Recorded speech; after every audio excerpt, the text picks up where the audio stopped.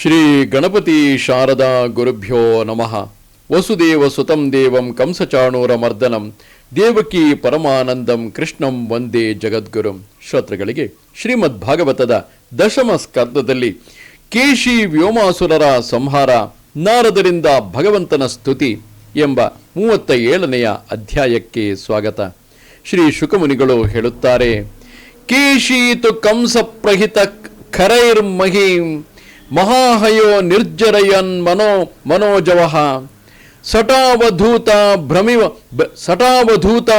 ವಿಮಾನ ಸಂಕುಲಂ ಕುರ್ವನ್ನಭೋ ಹೇಷಿತ ಭೀಷಿತಾಖಿಲಃ. ಪರೀಕ್ಷಿತ ಮಹಾರಾಜ, ಕಂಸನಿಂದ ಕಳುಹಿಸಲ್ಪಟ್ಟಿದ್ದ ಕೇಶಿ ಎಂಬ ಮತ್ತೊಬ್ಬ ರಾಕ್ಷಸನು ಕುದುರೆಯ ವೇಷವನ್ನು ಧರಿಸಿ ದೊಡ್ಡದಾದ ಶರೀರವನ್ನು ಹೊಂದಿ ಗೊರಸುಗಳಿಂದ ಭೂಮಿಯನ್ನು ಶಿಥಿಲಗೊಳಿಸುತ್ತಾ ಹೇಗೆಲ್ಲ ಮೇಲಿನ ಕೂದಲಿನಿಂದ ಆಕಾಶದಲ್ಲಿದ್ದ ಮೇಘಗಳನ್ನು ವಿಮಾನಗಳನ್ನು ಕದಲಿಸುತ್ತಾ ಕೆನೆತದ ಧ್ವನಿಯಿಂದ ಸಮಸ್ತರನ್ನು ಭಯಗೊಳಿಸುತ್ತಾ ಮನೋವೇಗದಿಂದ ಗೋಕುಲಕ್ಕೆ ಆಗಮಿಸಿದನು. ಕೇಶಿಯು ವಿಶಾಲವಾದ ಕಣ್ಣುಗಳನ್ನು ಹೊಂದಿದ್ದನು. ಅವನಿಗೆ ವಿಸ್ತಾರವಾದ ಪೊಟರೆಯಂತಹ ಮುಖವಿದ್ದಿತು. ದಪ್ಪನಾದ ಕುತ್ತಿಗೆ ಎದ್ದಿತು. ಕಪ್ಪು ಬಣ್ಣದ ದೈತ್ಯ ಶರೀರದಿಂದ ಅವನು ನೀಲಾಚಲ ಸದೃಶನಾಗಿದ್ದನು. ಕೃಷ್ಣನನ್ನು ಸಂಹರಿಸಿ ಕಂಸನಿಗೆ ಹಿತವನ್ನುಂಟು ಮಾಡುವುದು ಅವನ ಅಪೇಕ್ಷೆಯಾಗಿದ್ದಿತು. ಅವನು ಎದುರಿಸಲು ಅಸಾಧ್ಯನಾಗಿದ್ದನು. ಆರ್ಭಟದಿಂದ ಗೋಕುಲವನ್ನೇ ನಡಗಿಸುತ್ತಾ ಅದನ್ನು ಆಕ್ರಮಿಸಿದನು. ಕೆನೆತಗಳಿಂದ ತನ್ನ ಗೋಕುಲವನ್ನೇ ಭಯಪಡಿಸುತ್ತಿದ್ದ, ಬಾಲದ ಕೂದಲುಗಳಿಂದ ಮೇಘಗಳನ್ನೇ ಚದುರಿಸುತ್ತಿದ್ದ, ಯುದ್ಧ ಮಾಡುವುದಕ್ಕಾಗಿ ತನ್ನನ್ನು ಗೋಕುಲದಲ್ಲಿ ಹುಡುಕುತ್ತಿದ್ದ ಕೇಶಿಯನ್ನು ನೋಡಿ ವೀರಾಗ್ರಣಿಯಾದ ಶ್ರೀಕೃಷ್ಣನು ಸಿಂಹದಂತೆ ಗರ್ಜಿಸುತ್ತಾ ರಾಕ್ಷಸನನ್ನು ಯುದ್ಧಕ್ಕೆ ಆಹ್ವಾನಿಸಿದನು. ಬಳಿಕ ಕೇಶಿ ರಾಕ್ಷಸನು ತನಗೆದುರಾಗಿ ಬಂದ ಶ್ರೀಕೃಷ್ಣನನ್ನು ನೋಡಿ ಮುಖದಿಂದಲೇ ಕುಡಿದು ಬಿಡುವನೋ ಎಂಬಂತೆ ಮುನ್ನುಗ್ಗಿ ಹೋದನು. ಅತ್ಯಂತ ಕ್ರುದ್ಧನಾಗಿದ್ದ, ದುರಾಸದನಾದ, ಭಯಂಕರವಾಗಿ ಶಬ್ದ ಮಾಡುತ್ತಿದ್ದ, ಎದುರಿಸಲು ಅಸಾಧ್ಯನಾಗಿದ್ದ ಆ ರಾಕ್ಷಸನು ತನ್ನೆರಡು ಹಿಂಬದಿಯ ಕಾಲುಗಳಿಂದಲೂ ಅರವಿಂದಾಕ್ಷನಾದ ಶ್ರೀಕೃಷ್ಣನನ್ನು ಪ್ರಹರಿಸಿದನು. ಆದರೆ ಭಗವಂತನು ಉಪಾಯದಿಂದ ಕೇಶಿಯ ಕಾಲುಗಳ ಪ್ರಹಾರವನ್ನು ತಪ್ಪಿಸಿಕೊಂಡು ಅತ್ಯಂತ ಕ್ರುದ್ಧನಾಗಿ ಗರುಡನು ಸರ್ಪವನ್ನು ಹಿಡಿಯುವಂತೆ ಅದೇ ಕಾಲುಗಳನ್ನೇ ಹಿಡಿದು ಗರಗರನೆ ತಿರುಗಿಸುತ್ತಾ ತಿರಸ್ಕಾರ ಭಾವದಿಂದ 100 ಮಾರುಗಳ ದೂರಕ್ಕೆ ಬಿಸಾಡಿ ಸ್ವಸ್ಥನಾಗಿ ನಿಂತನು. ಕೇಶಿಯು ಸ್ವಲ್ಪ ಹೊತ್ತಿನಲ್ಲಿಯೇ ಚೇತರಿಸಿಕೊಂಡು ಮೇಲೆದ್ದು ಬಾಯನ್ನು ಅಗಲವಾಗಿ ಬಿಟ್ಟುಕೊಂಡು ರಭಸದಿಂದ ಶ್ರೀಹರಿಯ ಮೇಲೆ ಬೀಳಲು ಬಂದನು. ಶ್ರೀಕೃಷ್ಣನು ನಸುನಗುತ್ತಾ ಬಿಲದೊಳಗೆ ಸರ್ಪವು ನುಸುಳಿ ಹೋಗುವಂತೆ ಸರ್ಪದಷ್ಟು ಸುದೀರ್ಘವಾದ ತನ್ನ ಎಡತೋಳನ್ನು ಕೇಶಿಯ ಅಗಲವಾಗಿದ್ದ ಬಾಯೊಳಗೆ ರಭಸದಿಂದ ತೋರಿಸಿದನು. ಭಗವಂತನ ಅತ್ಯಂತ ಕೋಮಲವಾದ ಬಾಹುಲತೆಯು ಆ ಸಮಯದಲ್ಲಿ ಕಾದ ಕಬ್ಬಿಣದಂತಾಗಿ ಅದರ ಸ್ಪರ್ಶ ಮಾತ್ರದಿಂದಲೇ ಕೇಶಿಯ ಬಾಯೊಳಗಿದ್ದ ಹಲ್ಲುಗಳೆಲ್ಲವೂ ಉದುರಿ ಹೋದವು. ಇಷ್ಟು ಮಾತ್ರವಲ್ಲ, ಚಿಕಿತ್ಸೆಯನ್ನು ಹೊಂದದ ಮಹೋದರ ರೋಗವು ಕ್ಷಣ ಕ್ಷಣಕ್ಕೂ ಉಲ್ಬಡಿಸುವಂತೆ ಶ್ರೀಕೃಷ್ಣನ ತೋಳು ಕ್ಷಣ ಕ್ಷಣಕ್ಕೂ ವರ್ಧಿಸುತ್ತಿದ್ದಿತು. ಹಾಗೆ ಕ್ಷಣ ಕ್ಷಣಕ್ಕೂ ದಪ್ಪವಾಗುತ್ತಿದ್ದ ಶ್ರೀಕೃಷ್ಣನ ಎಡತೋಳು ಕೇಶಿಯ ಕುತ್ತಿಗೆಗೆ ಹಾಕಿದ ಬಿರಟೆಯಂತಾಗಿ ಆ ರಾಕ್ಷಸನ ಉಸಿರಾಟವು ನಿಂತು ಹೋಯಿತು. ಕಾಲುಗಳು ಒದರತೊಡಗಿದವು. ಶರೀರದ ಆದ್ಯಂತವಾಗಿ ಬೆವರಿಟ್ಟಿತು. ಕಣ್ಣು ಗುಡ್ಡೆಗಳು ಮೇಲೆದ್ದು ಬಂದವು. ಕೇಶಿಯು ಮಲಮೂತ್ರಗಳನ್ನು ಸುರಿಸುತ್ತಾ ನೆಲದ ಮೇಲೆ ಬಿದ್ದು ಸ್ವಲ್ಪ ಹೊತ್ತಿನಲ್ಲಿಯೇ ಪ್ರಾಣಗಳನ್ನು ತೊರೆದನು. ಪಕ್ವವಾದ ಕೆಕ್ಕರಿಕೆ ಹಣ್ಣು ಬಿರಿಯುವಂತೆ ಶ್ರೀಕೃಷ್ಣನ ದಪ್ಪವಾದ ತೋಳಿನಿಂದಾಗಿ ಬಿರಿದು ಹೋಗಿದ್ದ ರಾಕ್ಷಸನ ಬಾಯಿಂದ ಶ್ರೀಕೃಷ್ಣನು ತನ್ನ ಎಡದ ಕೈಯನ್ನು ಸೆಳೆದುಕೊಂಡನು. ಇದರಿಂದ ಶ್ರೀಕೃಷ್ಣನಿಗೆ ಆಶ್ಚರ್ಯ ಉಂಟಾಗಲಿಲ್ಲ. ಹೆಚ್ಚಿನ ಪ್ರಯತ್ನವಿಲ್ಲದೆಯೇ ಶತ್ರುವಿನ ನಾಶವಾಯಿತು. ದೇವತೆಗಳಿಗೆ ಇದನ್ನು ಕಂಡು ಅತ್ಯಾಶ್ಚರ್ಯವಾಯಿತು. ಅವರೆಲ್ಲರೂ ಅತ್ಯಂತ ಪ್ರಸನ್ನರಾಗಿ ಭಗವಂತನ ಮೇಲೆ ಹೂಮಳೆಗರೆದರು ಮತ್ತು ಶ್ರೀಕೃಷ್ಣನನ್ನು ನಾನಾ ಪ್ರಕಾರವಾಗಿ ಸ್ತೋತ್ರ ಮಾಡಿದರು. ಪರೀಕ್ಷಿತನೇ, ಇತ್ತಲಾಗಿ ಭಾಗವತರಲ್ಲಿ ಶ್ರೇಷ್ಠರಾದ ನಾರದ ಮುನಿಗಳು ಕಂಸನಿಗೆ ಅವನ ಶತ್ರುಗಳು ಎಲ್ಲಿರುವರು ಎಂಬ ಸಮಾಚಾರವನ್ನು ತಿಳಿಸಿದ ನಂತರ ಶ್ರೀಕೃಷ್ಣನ ಬಳಿಗೆ ಹೋಗಿ ಅವನನ್ನು ಸಂಧಿಸಿ ಏಕಾಂತದಲ್ಲಿ ಈ ಮಾತುಗಳನ್ನು ಹೇಳಿದರು. ಕೃಷ್ಣ ಕೃಷ್ಣ ಪ್ರಮೇಯಾತ್ಮನ್ ಯೋಗೇಶ ಜಗದೀಶ್ವರ ವಸುದೇವಾಖಿಲಾವಾಸ ಸಾತ್ವತಾಂ ಪ್ರವರ ಪ್ರಭೋ.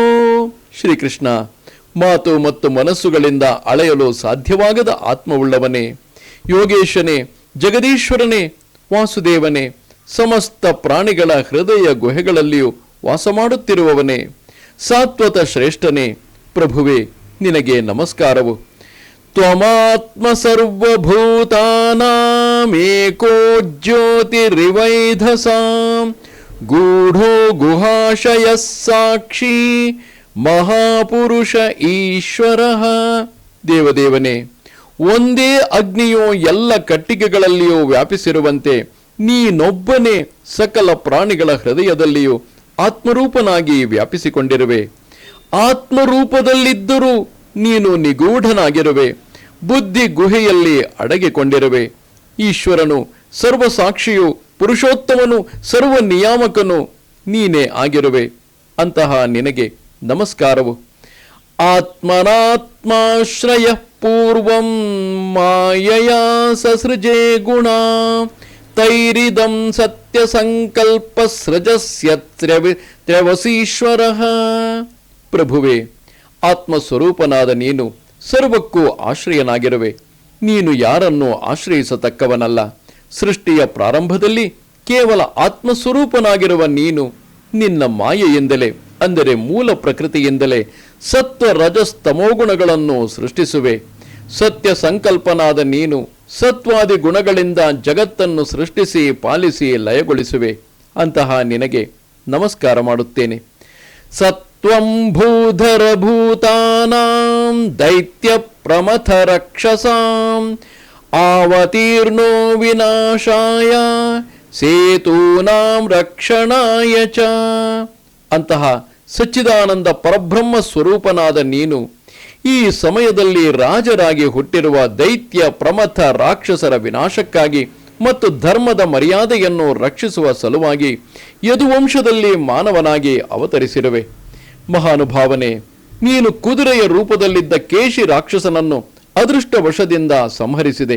ಆ ರಾಕ್ಷಸನ ಕೆನೆಯುವಿಕೆಯನ್ನು ಕೇಳುತ್ತಲೇ ದೇವತೆಗಳು ಸ್ವರ್ಗದಿಂದಲೇ ಓಡಿ ಹೋಗುತ್ತಿದ್ದರು.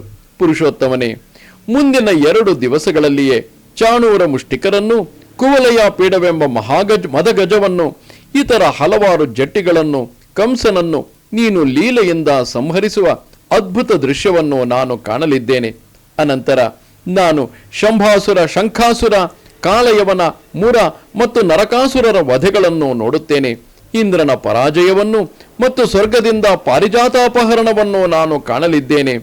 ವೀರ್ಯ ಪರಾಕ್ರಮಗಳೇ ಕನ್ಯಾಶುಲ್ಕವಾಗಿ ಉಳ್ಳ ವೀರ ಕನ್ಯೆಯರೊಡನೆ ನಿನ್ನ ಶುಭ ವಿವಾಹಗಳಾಗುವುದನ್ನು ನಾನು ನೋಡುತ್ತೇನೆ. ಜಗತ್ಪತಿಯೇ, ನೀನು ದ್ವಾರಕೆಯಲ್ಲಿಯೇ ಇರುತ್ತಾ ನೃಗರಾಜನನ್ನು ಶಾಪದಿಂದ ಮುಕ್ತನನ್ನಾಗಿ ಮಾಡುವೆ. ನೀನು ಸ್ಯಮಂತಕ ಮಣಿಯನ್ನು, ಜಾಂಬವತಿಯನ್ನು ಜಾಂಬವಂತನಿಂದ ಪಡೆದುಕೊಳ್ಳುವೆ. ಬ್ರಾಹ್ಮಣನ ಮೃತ ಪುತ್ರನನ್ನು ಅವನು ಹೋಗಿದ್ದ ಸ್ಥಳದಿಂದ ಹಿಂದಕ್ಕೆ ಕರೆತರುವೆ. ಇದಾದ ನಂತರ ಪೌಂಡ್ರಕ ವಾಸುದೇವನನ್ನು ಸಂಹರಿಸುವೆ. ಕಾಶಿಪುರಿಯನ್ನು ಸುಟ್ಟು ಹಾಕುವೆ. ಯುಧಿಷ್ಠಿರನ ರಾಜಸೂಯ ಯಾಗದಲ್ಲಿ ಚೇದಿರಾಜನಾದ ಶಿಶುಪಾಲನನ್ನು ಸಂಹರಿಸುವೆ. ಅಲ್ಲಿಂದ ಹಿಂದಿರುಗುವಾಗ ಅವನ ತಮ್ಮನಾದ ದಂತವಕ್ತ್ರನನ್ನು ಸಂಹರಿಸುವೆ. ಪ್ರಭುವೆ, ದ್ವಾರಕಾ ಪಟ್ಟಣದಲ್ಲಿ ವಾಸ ಮಾಡುವಾಗ ನೀನು ಪ್ರಕಟಿಸಲಿರುವ ಹಲವಾರು ಪರಾಕ್ರಮ ಪ್ರಸಂಗಗಳನ್ನು ಪ್ರತಿಭಾಶಾಲಿಗಳಾದ ಕವಿಗಳು ಹಾಡುತ್ತಾರೆ. ಆ ಎಲ್ಲ ಪ್ರಸಂಗಗಳನ್ನು ನಾನು ಪ್ರತ್ಯಕ್ಷವಾಗಿ ಕಾಣುತ್ತೇನೆ. ಬಳಿಕ ಭೂಭಾರ ಹರಣಕ್ಕಾಗಿ ಕಾಲಸ್ವರೂಪನಾದ ನೀನು ಅರ್ಜುನನ ಸಾರಥಿಯಾಗಿ ಹಲವಾರು ಅಕ್ಷೌಹಿಣಿ ಸೈನ್ಯಗಳನ್ನು ಸಂಹರಿಸುವೆ. ಇವೆಲ್ಲವನ್ನು ನನ್ನ ಈ ಕಣ್ಣುಗಳಿಂದಲೇ ಕಾಣಲಿದ್ದೇನೆ. ವಿಶುದ್ಧ ವಿಜ್ಞಾನ ಘನಂ ಸ್ವಸಂಸ್ಥಯಾ ಸಮಾಪ್ತ ಸರ್ವಾರ್ಥ ಮಮೋಘವಾಂಚಿತಂ ಸ್ವತೇಜಸಾ ನಿತ್ಯ ನಿವೃತ್ತಮಾಯಾ ಗುಣಪ್ರವಾಹಂ ಭಗವಾಂತಮೀಮಹಿ. ಸ್ವಾಮಿಯೇ, ನೀನು ವಿಶುದ್ಧ ವಿಜ್ಞಾನ ಸ್ವರೂಪನು, ಕೇವಲ ಜ್ಞಾನಮೂರ್ತಿಯು, ಬ್ರಹ್ಮಾನಂದವೆಂಬ ನಿಜ ಸ್ವರೂಪ ಸ್ಥಿತಿಯಿಂದ ಸರ್ವಾರ್ಥಗಳನ್ನು ಪಡೆದುಕೊಂಡಿರುವವನು, ಆಪ್ತ ಕಾಮನು, ಸಫಲವಾದ ಇಷ್ಟಾರ್ಥವುಳ್ಳವನು, ಸತ್ಯ ಸಂಕಲ್ಪನು, ಚಿನ್ಮಯ ತೇಜಸ್ಸಿನಿಂದ ಸತ್ವಾದಿ ಮಾಯಾ ಗುಣಗಳ ಪ್ರವಾಹವನ್ನು ನಿತ್ಯ ನಿರಂತರವಾಗಿ ನಿರಾಕರಿಸಿರತಕ್ಕವನು. ಅಂತಹ ಸರ್ವಶಕ್ತನಾದ ಭಗವಂತನಿಗೆ ಶರಣು ಹೊಂದುತ್ತೇನೆ. ತ್ವಾಮೀಶ್ವರಂ ಸ್ವಾಶ್ರಯಮಾತ್ಮ ಮಾಯಯಾ ವಿನಿರ್ಮಿತಾಶೇಷ ವಿಶೇಷ ಕಲ್ಪನಂ ಕ್ರೀಡಾರ್ಥಮಧ್ಯಾತ್ತ ಮನುಷ್ಯ ವಿಗ್ರಹಂ ನತೋಸ್ಮಿ ಧುರ್ಯಂ ಯದು ವೃಷ್ಣಿ ಸಾತ್ವತಾಂ. ಸರ್ವೇಶ್ವರನೇ, ನೀನು ಸಮಸ್ತರ ಅಂತರ್ಯಾಮಿಯಾಗಿದ್ದು ಎಲ್ಲರನ್ನೂ ನಿಯಂತ್ರಿಸುವೆ. ನೀನು ನಿನ್ನ ನಿಜ ಸ್ವರೂಪದಲ್ಲಿ ಸರ್ವತಂತ್ರ ಸ್ವತಂತ್ರನಾಗಿರುವೆ. ನಿನಗೆ ಪರಾಶ್ರಯವಿಲ್ಲ. ಸಂಕಲ್ಪ ಮಾತ್ರದಿಂದಲೇ ಮಹತ್ತತ್ವವೇ ಮೊದಲಾದ ಸಕಲ ಪ್ರಪಂಚವನ್ನು ಸೃಷ್ಟಿಸುವೆ. ಕೇವಲ ಆಟಕ್ಕಾಗಿ ಮನುಷ್ಯ ಶರೀರವನ್ನು ಧರಿಸಿರುವ ಯದು ವೃಷ್ಣಿ ಸಾತ್ವತರಿಗೆ ಒಡೆಯನಾಗಿರುವ ನಿನಗೆ ನಮಸ್ಕರಿಸುತ್ತೇನೆ. ಶ್ರೀ ಶುಕಮುನಿಗಳು ಹೇಳುತ್ತಾರೆ, ಪರೀಕ್ಷಿತ ಮಹಾರಾಜ, ಶ್ರೀಕೃಷ್ಣನ ದಿವ್ಯ ದರ್ಶನದಿಂದ ಉತ್ಸಾಹಗೊಂಡಿದ್ದ ಭಾಗವತ ಶ್ರೇಷ್ಠರಾದ ನಾರದ ಮಹರ್ಷಿಗಳು ಯದುಪತಿಯಾದ ಶ್ರೀಕೃಷ್ಣನನ್ನು ಹೀಗೆ ಸ್ತುತಿಸಿ ಅವನಿಗೆ ನಮಿಸಿ ಆತನ ಅನುಮತಿಯನ್ನು ಪಡೆದು ಎಲ್ಲಿಂದ ಬಂದಿದ್ದರೋ ಅಲ್ಲಿಗೆ ಹೊರಟು ಹೋದರು. ಭಗವಂತನಾದ ಶ್ರೀಕೃಷ್ಣನು ಕೇಶಿಯನ್ನು ಯುದ್ಧದಲ್ಲಿ ಸಂಹರಿಸಿ ತನ್ನ ಪ್ರಿಯರಾದ ಮತ್ತು ಪ್ರಸನ್ನಚಿತ್ತರಾದ ಗೋಪಾಲರೊಡನೆ ಹಿಂದಿನಂತೆಯೇ ಪಶುಪಾಲನೆಯಲ್ಲಿ ತೊಡಗಿ ಗೋಕುಲವಾಸಿಗಳಿಗೆ ಪರಮಾನಂದವನ್ನು ಉಂಟು ಮಾಡುತ್ತಿದ್ದನು. ಹೀಗೆಯೇ ಇರುತ್ತಿರಲಾಗಿ ಒಮ್ಮೆ ಗೋಪಾಲರು ಪರ್ವತದ ತಪ್ಪಲಿನಲ್ಲಿ ಹಸುವೆ ಮೊದಲಾದ ಪ್ರಾಣಿಗಳನ್ನು ಮೇಯಿಸುತ್ತಾ ಯಾವುದಾದರೂ ಆಟವಾಡಲು ನಿಶ್ಚಯಿಸಿ ಕೆಲವರು ಕಳ್ಳರು, ಕೆಲವರು ಕುರುಬರು, ಕೆಲವರು ಕುರಿಗಳು ಆಗಿ ನಿರ್ಭಯದಿಂದ ಆಟವಾಡುತ್ತಿದ್ದರು. ಆ ಸಮಯದಲ್ಲಿ ವ್ಯೋಮಾಸುರನೆಂಬ ಕಂಸನ ಮತ್ತೊಬ್ಬ ಮಿತ್ರನು ಗೋಪಾಲನ ವೇಷವನ್ನು ಧರಿಸಿ ಅವರಲ್ಲಿ ಸೇರಿಕೊಂಡನು. ಅವನು ಮಾಯಾವಿದ್ಯೆಗೆ ಆಚಾರ್ಯನಾದ ಮಯಾಸುರನ ಪುತ್ರನಾಗಿದ್ದನು ಮತ್ತು ತಾನು ಮಹಾ ಮಾಯಾವಿಯೇ ಆಗಿದ್ದನು. ಗೋವಳರು ಆಡುತ್ತಿದ್ದ ಕಳ್ಳ ಕುರಿಮರಿ ಆಟದಲ್ಲಿ ವ್ಯೋಮಾಸುರನು ಸಾಮಾನ್ಯವಾಗಿ ಯಾವಾಗಲೂ ಕಳ್ಳನ ಪಾತ್ರವನ್ನೇ ವಹಿಸುತ್ತಿದ್ದು ಕುರಿಮರಿಗಳ ವೇಷಧಾರಿಗಳಾಗಿದ್ದ ಹಲವಾರು ಗೋವಳರನ್ನು ಕದ್ದುಕೊಂಡು ಹೋದನು. ಹಾಗೆ ಕದ್ದೊಯ್ದ ಗೋವಳರನ್ನು ವ್ಯೋಮಾಸುರನು ಪರ್ವತದ ಗುಹೆಯಲ್ಲಿರಿಸಿ ಬಂಡೆಯನ್ನು ಆ ಗುಹೆಯ ಬಾಯಿಗೆ ಮುಚ್ಚಿ ಬರುತ್ತಿದ್ದನು. ಕಡೆಗೆ ಗೋಪಾಲರಲ್ಲಿ ಕೇವಲ 4-5 ಬಾಲಕರು ಮಾತ್ರವೇ ಉಳಿದುಕೊಂಡರು. ವ್ಯೋಮಾಸುರನ ಈ ದುಷ್ಟ ಕಾರ್ಯವನ್ನು ತಿಳಿದ ಸತ್ಪುರುಷರಿಗೆ ಶರಣ್ಯನಾದ ಶ್ರೀಕೃಷ್ಣನು ಗೋಪ ಬಾಲಕರನ್ನು ಒಯ್ಯುತ್ತಿದ್ದ ಆ ಕಳ್ಳ ಗೋಪನನ್ನು ತೋಳವನ್ನು ಸಿಂಹವು ಹಿಡಿಯುವಂತೆ ಹಿಡಿದುಕೊಂಡನು. ವ್ಯೋಮಾಸುರನು ಮಹಾಬಲಿಷ್ಠನಾಗಿದ್ದನು. ಶ್ರೀಕೃಷ್ಣನು ತನ್ನನ್ನು ಹಿಡಿದುಕೊಂಡೊಡನೆಯೇ ಪರ್ವತೋಪಮವಾದ ನಿಜಸ್ವರೂಪವನ್ನು ತಾಳಿ ಶ್ರೀಕೃಷ್ಣನಿಂದ ಬಿಡಿಸಿಕೊಳ್ಳಲು ಬಹಳವಾಗಿ ಪ್ರಯತ್ನಿಸಿದನು. ಶ್ರೀಕೃಷ್ಣನು ಬಿಡಿಸಿಕೊಳ್ಳಲಾಗದಂತೆ ವ್ಯೋಮಾಸುರನನ್ನು ತನ್ನ ಬಾಹುಪಾಶಗಳಿಂದ ಬಂಧಿಸಿ ಕೆಳಕ್ಕೆ ಕೆಡವಿ ಯಜ್ಞ ಪಶುವನ್ನು ಕೊಲ್ಲುವಂತೆ ರಾಕ್ಷಸನನ್ನು ಕಾಲಿನಿಂದಲೇ ಹೊಸಕ್ಕಿ ಸಂಹರಿಸಿದನು. ಆ ನಂತರ ಪರಮದಯಾಳುವಾದ ಶ್ರೀಕೃಷ್ಣನು ಗುಹೆಯ ಬಾಗಿಲಿನಲ್ಲಿದ್ದ ಬಂಡೆಯನ್ನು ಜರುಗಿಸಿ ಒಳಗಿದ್ದ ಗೋಪಬಾಲಕರನ್ನು ಸಂಕಟದಿಂದ ಮುಕ್ತಿಗೊಳಿಸಿದನು. ಶ್ರೀಕೃಷ್ಣನ ಸಾಹಸವನ್ನು ನೋಡಿ ದೇವತೆಗಳು ಗೋಪಾಲರು ಆತನನ್ನು ಕೊಂಡಾಡಿದರು.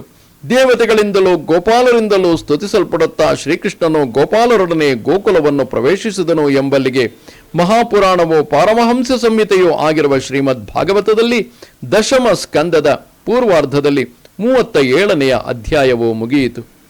ನಮಸ್ತೆ ಶಾರದೆ ದೇವಿ ಕಾಶ್ಮೀರ ಪುರವಾಸಿನಿ ತ್ವಾಮಹಂ ಪ್ರಾರ್ಥಯೇ ನಿತ್ಯಂ ವಿದ್ಯಾದಾನಂಚ ದೇಹಿಮೆ. ನಮಸ್ಕಾರ.